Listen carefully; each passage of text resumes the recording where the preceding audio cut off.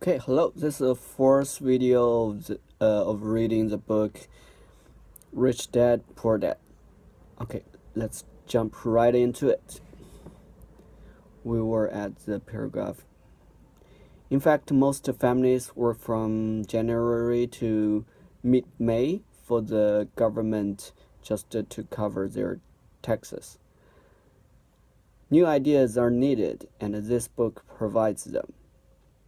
Robert claims that the rich teach their children differently. They teach their children at home, around the dinner table. These ideas may not be the ideas you choose to discuss with your children, but thank you for looking at them, and I advise you to keep searching. Okay, what it was teaching at around the dinner table. These ideas may not be the ideas you choose to discuss with your children. Okay, that's saying okay, these are might be different ideas. But thank you for looking at them. Thanks for reading this, I guess. And I advise you to keep searching. Okay, you can keep looking. In my opinion, as a mom and a CPA, the concept of simply getting good grades and finding a good job is an old idea. We need to advise our children with a greater degree of sophistication. We need new ideas and different education. Maybe telling our children to strive to be good employees while also striving to own their own investments. Okay, let's repeat.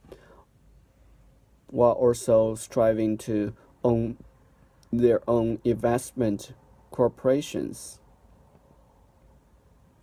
is not such a bad idea. Okay. It is my hope as a mother that this book helps other parents. It is Robert's hope to inform people that anyone can achieve prosperity if they so choose. Choose so, okay? If today you are a gardener or a janitor or even unemployed, you have the ability to educate yourself and teach those you love to take care of themselves financially. Remember that financial intelligence is the mental process via which we solve our financial problems. Okay, this is an important sentence. Remember that financial intelligence is the mental process via which we solve our financial problems. Okay. Simply saying, financial intelligence is the process of solving financial problems. Okay, that's true. Today we are facing global and technological changes as great or even greater than those ever faced before. No one has a crystal ball, but one thing is for certain: changes lie ahead that are beyond our reality. Who knows what the future brings, but whatever happens, we have two fundamental choices: play it safe or play it smart by preparing, getting educated, and awakening your own and your children's financial genius. Awakening.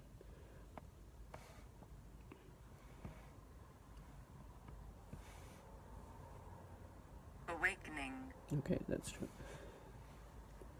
Play it safe or play it smart by preparing, getting educated, and awakening your own and your children's financial genius. By Sharon Lecture.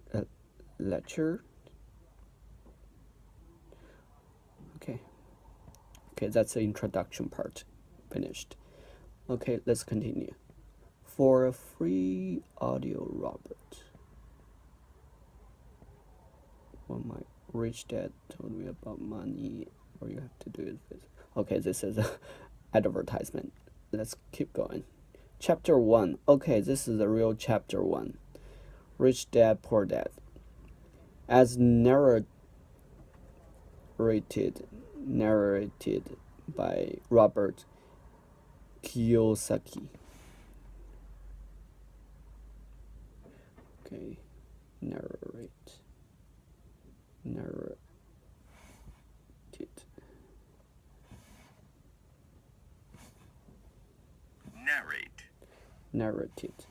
As narrated by Robert Kiyosaki. I had two fathers, a rich one and a poor one. One was highly educated and intelligent. He had a PhD and completed 4 years of undergraduate work in less than 2 years. Wow. Finished 2 years of work in less than 2 years. That's pretty brilliant, I would say. He then went on to Stanford University, the University of Chicago, and Northwestern University to do his advanced studies, all on full financial scholarships. The other father never finished the 8th grade. Both men were successful in their careers, working hard all their lives. Both earned substantial incomes. Yet, one struggled financially all his life. The other would become one of the richest men in Hawaii. One died leaving tens of millions of dollars to his family, charities and his church. The other left bills to be paid. Both men were strong, charismatic.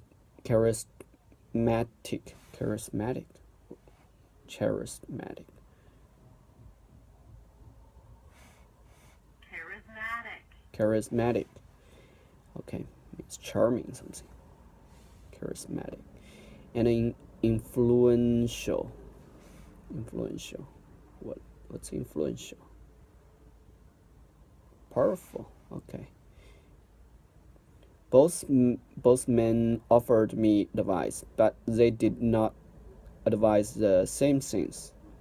Both men believed strongly in education, but did not recommend the same courses of study. If I had had only one dad, I would have had to accept or reject his advice. Having two dads advising me offered me the choice of contrasting points of views, one of a rich man and one of a poor man. Instead of simply accepting or rejecting one or the other, I found myself thinking more, comparing and then choosing for myself. The problem was the rich man was not rich yet and the poor man not yet poor. Both were just starting out on their careers, and both were struggling with money and families, but they had very different points of view about the subject of money. For example, one dad would say, the love of money is the root of all evil. The other, the lack of money is the root of all evil. As a young boy, having two strong fathers both influencing me was different. I wanted to be a good son and listen, but the two fathers did not say the same things. The contrast in their points of view particularly where money was concerned, was so extreme that I grew curious and intrigued. I began to start thinking for long periods of time about what each was saying.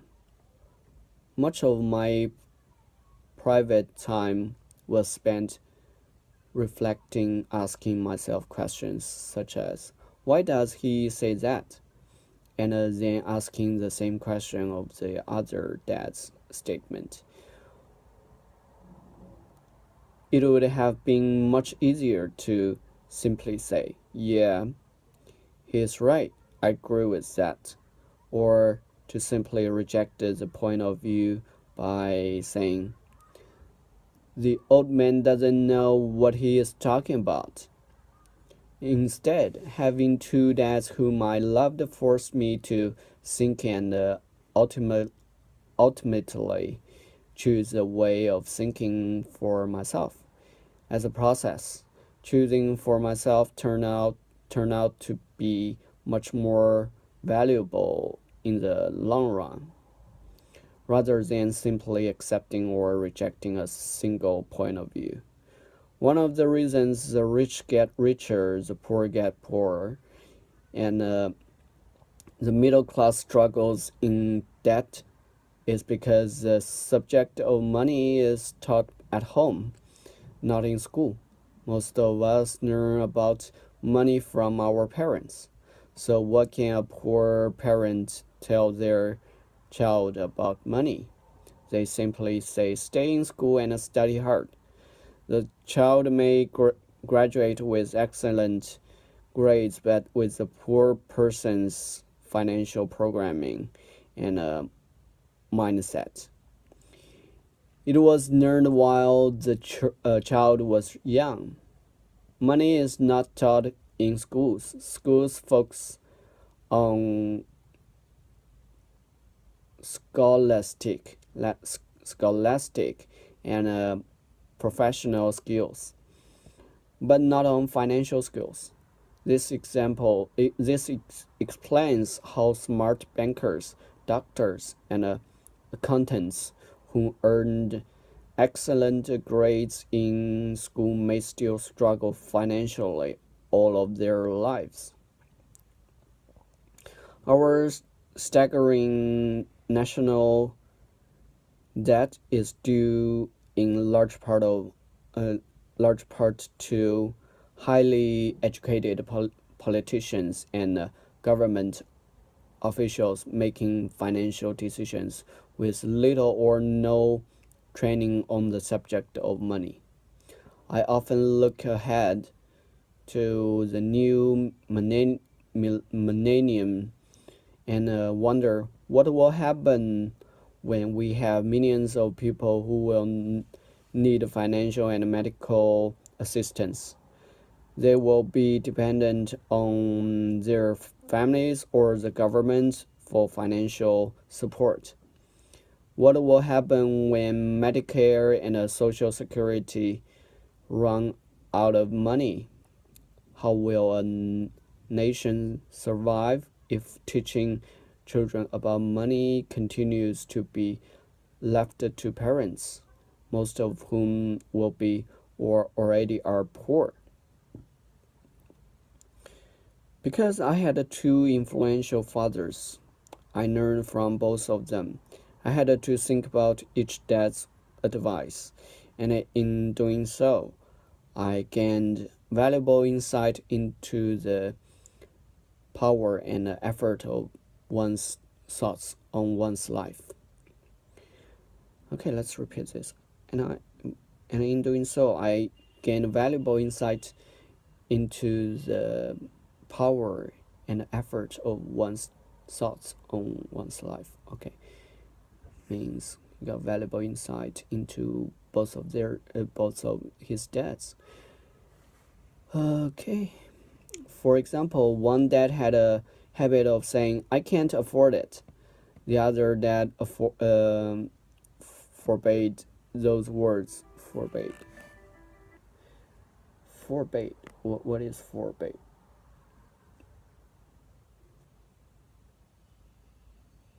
Forbade, or okay. Passive format of forbidden, forbid. Forbade those words to be used. The other dad forbids those words to be used. He insisted. I say, how can I afford it? One is a statement and the other is a question. One lets you off the hook, and the other forces you to think. My soon-to-be rich dad would explain that by automatically saying the words, I can afford it. Your brain stops working. By asking the question, how can I afford it? Your brain is put to work. He did not mean buy everything you wanted. He was financial about oh what is this? He was fanatical. Okay, not financial, fanatical. He was fanatical about exercising your mind, the most powerful computer in the world. My brain gets stronger every day because I exercise it. The stronger it gets, the more money I can make, he believed. He believed that automatically saying I can't afford it was a sign of mental laziness. Okay, let's stop here. This is a very interesting phenomena, I would say. Two statements. One just saying I can't afford it. The other, instead of saying this sentence, it will just ask a question. How can I afford it? It will put your brain into work. Very interesting point. Okay, if you're curious about what's going to happen for next, just stay tuned and follow me here. We will continue. See you. Bye.